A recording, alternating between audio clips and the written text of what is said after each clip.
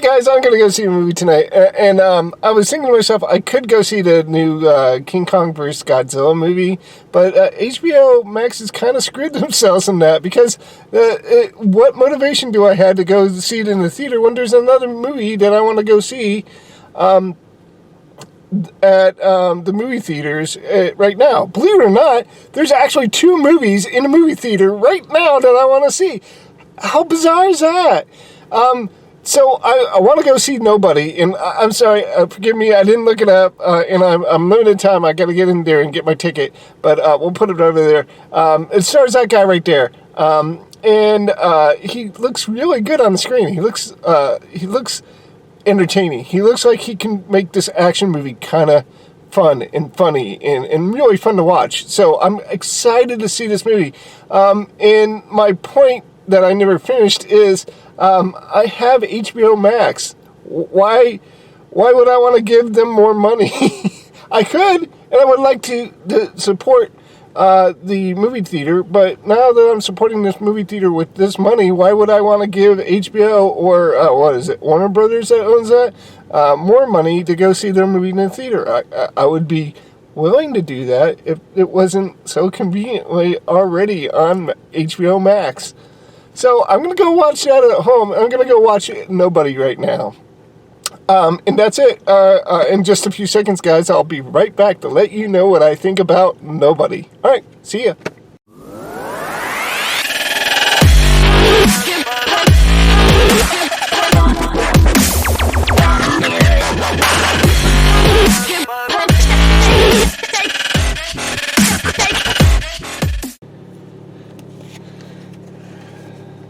Hey, I just got done watching the movie.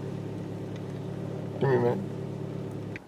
Yeah, I'm sorry. I wanted to take a couple minutes to go ahead and familiarize myself with the cast and crew. The only one I really was concerned with was the main character of this movie, played by Bob Odenkirk. You guys remember a very small television show called Breaking Bad? It became super popular. Unfortunately, I never got into it. I tried the first few episodes and I couldn't get into it. But I guess there was a character in there that played a lawyer, played by Bob Odenkirk, and he had enough charisma to carry a spin-off show called Better Call Saul.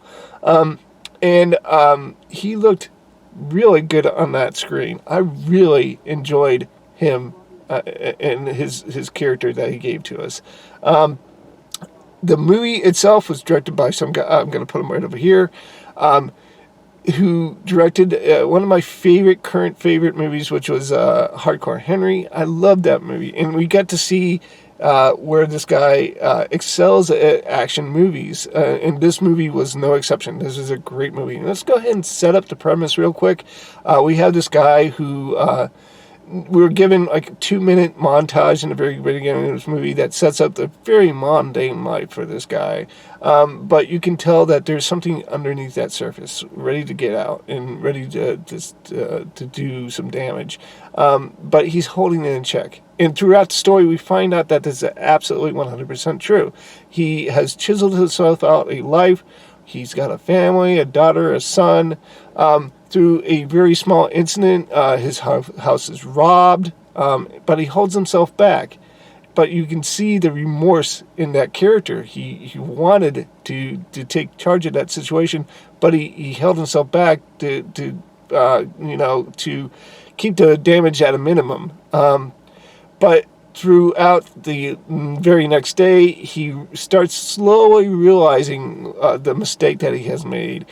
So when he is the very unfortunate event where his personal space is invaded by this kind of like Russian mob character, he unleashes on this guy and his posse.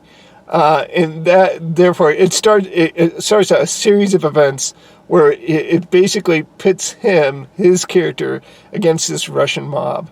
And that's, the rest of the movie is exactly that. It's just him against this kind of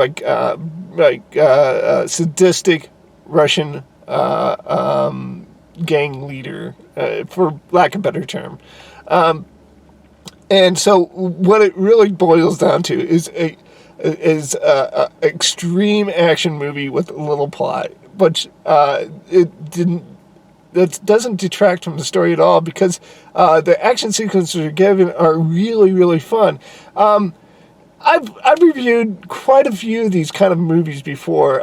John Wick is one of them, and John Wick excelled. It's almost parallel to this movie. We're given a little plot and a lot of action in John Wick, and that movie hinges on the likability of John Wick, and our ability to get behind that character and sympathize with that character. This movie is exactly the same thing. This movie hinges on our ability to sympathize with this character, and I think we are allowed to sympathize with this character. I thoroughly enjoyed this movie. I would highly recommend anybody going to see this movie. It was a very fun time, and in fact, like I said in my intro, I had the decision to go see either that King Kong vs. Godzilla or this movie, and I think I made the right choice. Guys, I'm going to go ahead and give it a 90%. It was thoroughly enjoyable, and it's definitely one of those larger movies you want to see on the large screen with the big booming sound system. It is definitely a theater watch. It is definitely worth the $12 to $15 it takes to get in, and maybe $10 for the popcorn and the drink. It is a welcome addition to the early summer movie releases, and I hope this movie and some of the other movies that are going to come out shortly are going to be bring the customer back to the theaters, so that we can get these theaters back up and running again. So because that industry is in grave danger of dying and going away, and I've talked ad nauseum about this, but I really would be sad if this ever happened. So please take my lead, or follow my lead at least, and go to the theater and see Nobody, because it was definitely a must watch just for that one character alone, and his portrayal of it, because he did a great job at giving us a very sympathetic character and giving us very slick action sequences. I really enjoyed this. That's it, guys. I'm gonna go ahead and get going. My next movie definitely will be Godzilla vs. King Kong, but I'll probably be watching it at home, so you'll see me, in my easy chair with my own my big tub of rainbow popcorn. All right, guys, I'm getting out of here. Once again, I do wish everybody Peace Month today. I guess I'll talk to you guys later, and goodbye.